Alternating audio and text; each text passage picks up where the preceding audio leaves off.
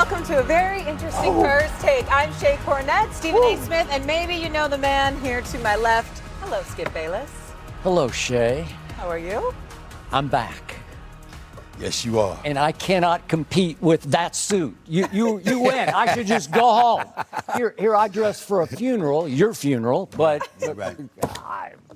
It would be hey, your funeral. yeah. It would be your funeral. All right. About to be a rough 2 hours for you. Yeah. It's good to have you, my man. Hey, it's to have good. you. And for those who don't know, I was the driving force of this show back in its early days. I pushed to have this man be my permanent partner in 2012. Yes, you did. And after I left in 2016, this man became the driving force of this show. And I just want to say you've done a great job with it.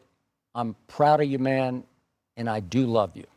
Love you too, my man. It's good to have you back. But. Yeah, exactly. The pleasantries are now over. Okay, for 10 years, I have watched this man on television, and I don't know how many times I've said, "You said what?"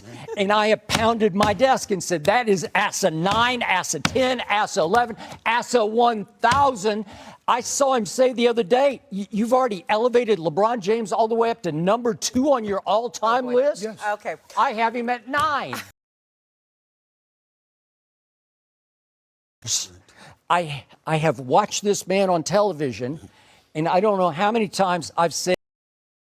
So I got to give him some love. Jamie Harwood's got to give him Yep. some love. And I got to give the bosses love, Jimmy Pitaro and Burke Magnus, because they run this network, not me, okay? And this doesn't happen if they don't condone it and they don't support it. So thanks to them. Thank you, for letting me sirs. bring my man back. Yes. Very good. That's right. All right, ready? Boxing gloves on. Let's do rock. it. Here we go. We are in Los Angeles, so let's get to the Lakers, who have now fallen behind 2-0 in their series with the Thunder after dropping Game 2, 125-107 in OKC last night. Following the loss, Lakers guard Austin Reeves confronted crew chief John Gable at center court, surrounded by teammates, including LeBron James.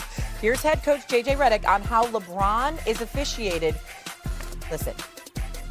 LeBron has the star player I've ever seen. I mean, I've been with him 2 years now. There's, again, the smaller guys, because they can be theatric, they typically draw more fouls, and the bigger players that are, built like LeBron, it's hard for them. But he gets clobbered, and he got clobbered again tonight a bunch. I mean, guy gets hit on the head more than any player I've seen on drives, and it rarely gets called. JJ said that of all superstars that you have the worst whistle that he's ever seen. Why do you think that is? I don't know. Okay, Skip, here you go. Do you think J.J. Redick's comments are fair on the way LeBron is officiated? Stephen A. Smith, allow me to first address JJ's predictable and ridiculous whining about the overall officiating last night. I remind everybody that Shai Gilgeous, he's got a great first name, Shai, thank you. right? I I love agree. that. Shai Gilgeous-Alexander is about to be a back-to-back MVP, and he was called for his 4th foul shortly into the second half and had to sit for the entire third quarter. So I don't want to hear Laker belly aching about foul calls.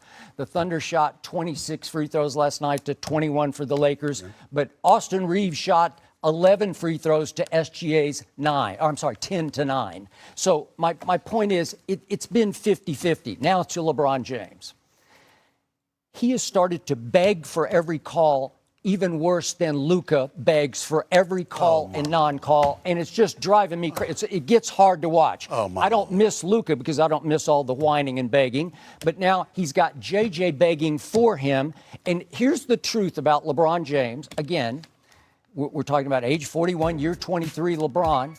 He's lost some of the respect of the referees because he does miss quite a few bunnies at the rim that he used to convert. He does not finish the way he used to finish. Shai Gilgeous-Alexander finishes like crazy at the rim, and he does get the respect of the whistle. So I just don't want to hear this about how poor King is not getting the foul calls at age 41 and has got the worst whistle that JJ's ever heard a superstar have. What happened last night was the Lakers came out and wanted to play football, and they played football in the first half, and it was an extremely physical game. And the Thunder said, okay, we'll play football in the second half. And And now LeBron's saying, "Oh, they're banging me. Everybody was getting banged because it was an extremely footballish basketball game last night." As usual, it's not what Skip Bayless says, it's what he doesn't say, okay? And that's what everybody has to pay attention to. Yeah, you can sit up there and talk about the Los Angeles Lakers whining because with Shai Gilgeous-Alexander on the bench, you know, led by Holmgren, led by Mitchell and these cats, led by McCain, they were on a 22-4 run. There's no excuse for that. The Lakers lost the game. They lost to a better team. We understand that. But that doesn't mean that J.J. Redick was wrong. When LeBron James is averaging over 5 free throws a game, he's got 5 in the first 2 games of this series total. That's number one. Number two, on at least 2 glaring plays, when he was knocked to the ground, okay, in the first quarter, that was clearly a foul that wasn't called. And how about, you know, it should have been an and one, and they called it when he was fouled by Watson. I will give you that one. That was the only one I give you. Well, the first one too. When LeBron got knocked to the ground and he got up and didn't hustle back, by the way, because he was busy arguing with the officials. The clear physicality that the Oklahoma City Thunder was exercising, and you weren't getting those calls. That can be frustrating because what we do have to remember is what J.J. Redick said, Skip. What did he say? They're hard enough to beat. You got to call the fouls. In other words, they're coming into the series. They're clearly the inferior team. You're going up against the reigning defending world champions who has the reigning league MVP, the reigning NBA Finals MVP in Shea Butter, okay? And you know that they're at a decisive advantage. You got to make those calls. You don't have a shot. There's no shot at this being a series if you don't make the calls that need to be made. Not only that, we've been complaining about the officials all year long, about how the officials, I'm talking about everybody, league-wide. You know, I'm still ticked off that Jaylen Brown got ejected in the San Antonio Spurs game. I mean, it's stuff like that. There are so many instances this year where you've seen officials drop the ball. And listen, we've watched the game from the days of Joey Crawford's and you know, it's just so many people, and everybody. There's so many people that have refereed and officiated the NBA game. And historically, every game, there's going to be complaints about the officials. I get it. But this year has been conspicuously bad. We have watched one game after another, one team after another, complain about the ineptitude of the officiating. And maybe that's because of some of the rule changes that have taken place. Maybe because the NBA really, really loves offense, and because it's attractive to the view and eye. You got your new 11-year, $77 billion deal. You got an international audience that you're appealing to. All of those things come into play in terms of how the game is called. Maybe it's not them. Maybe it's the league office putting their heavy hand down upon them about calls not to make, calls to make. We don't know all of those things, but that does not mean that J.J. Redick does not have a point. LeBron James does create contact, no doubt. He's usually bigger, he's usually stronger, and you initiate the contact, so you got to be able to take some of it. But when you see flagrant no calls take place in favor of the superior team, then basically what you're not giving anybody a chance to have a series. And that's why I can understand and relate to what J.J. Redick is saying. Marcus Smart body blocked Shea on a drive to the basket in the first quarter. And the refs let it go and sent the message, we're just going to let you guys bang away tonight. And that's what happened. And yet, I think there were 7 reviews in the game. Every one of them went the Lakers' way. So, again, this is fakers. The Lakers are fake. Come on, man. I will say this. Here's where the Lakers get hurt.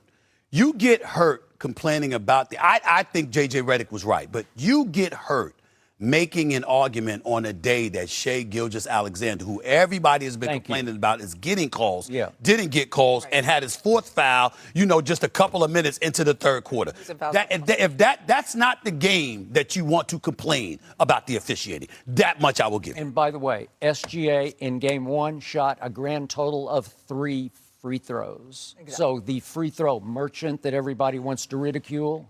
All right, what I did hear you say, Skip Bayless, is that you do not miss Luka Doncic, okay? Yeah. And this is a guy who's averaging, 30 points a game? You don't miss him? Yeah. No timetable right now for Luka Doncic's return for the Lakers, but would having Luka impact this series in a different way? Stephen A. Smith, I dug in on this before this series started.